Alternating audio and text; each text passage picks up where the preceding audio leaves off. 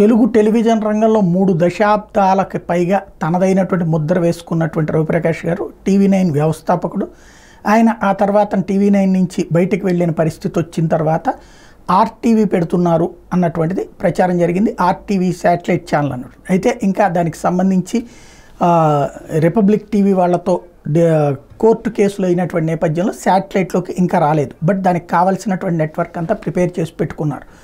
అయితే ఈలోపు ఎలక్షన్స్ కూడా వచ్చేసినటువంటి నేపథ్యంలో డిజిటల్లోనే ఆర్టీవీ నడుస్తుంది గత కొంతకాలంగా. ఇప్పుడు ఆర్టీవీలో తాజాగా ఆయన ఆంధ్రాకి సంబంధించినటువంటి సర్వే సంచలనాత్మకమైంది. తాజాగా చూస్తే ఆయన ఇచ్చినటువంటి సర్వే రాయలసీమ వరకు ఇచ్చారు.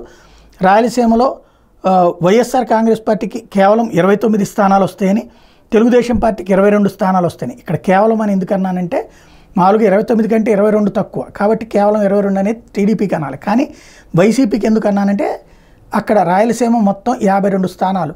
52 స్థానాల్లో 2014లో తెలుగుదేశం ఊపులో ఉన్నటువంటి సందర్భంలో కూడా 14 స్థానాలే గెలుచుకుంది టీడీపీ.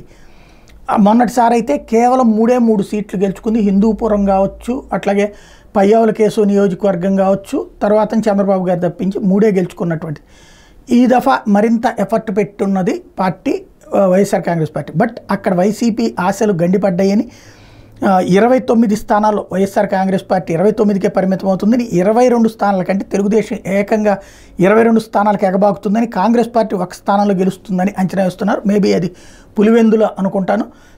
అంటే పులివెందులు కష్టం, మేబీ మన అనంతపురం అనుకున్నారో ఏంటో తెలియదు, 1 సీటు గెలుస్తుంది అక్కడ అన్నట్టు అంచనా వేశారు.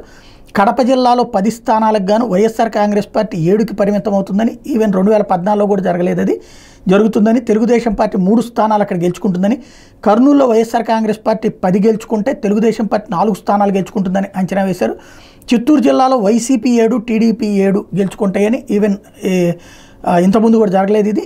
అనంతపురంలో వైఎస్ఆర్ కాంగ్రెస్ పార్టీ కేవలం 5కి పరిమితం అవుతుంది, తెలుగుదేశం పార్టీ 8, కాంగ్రెస్ పార్టీ 1 గెలుచుకుంటుందని అంచనా వేశారు. టోటల్గా చూస్తే రాయలసీమ జోన్లో 2019లో వచ్చేటప్పటికి వైసీపీకి 49, టీడీపీకి 3 వచ్చినటువంటి నేపథ్యంలో ఇప్పుడు ఏకంగా టీడీపీ అక్కడ 22 సీట్లు గెలుచుకుంటుంది అన్నటువంటి అంచనా చాలా కీలకమైనటువంటి అంశం.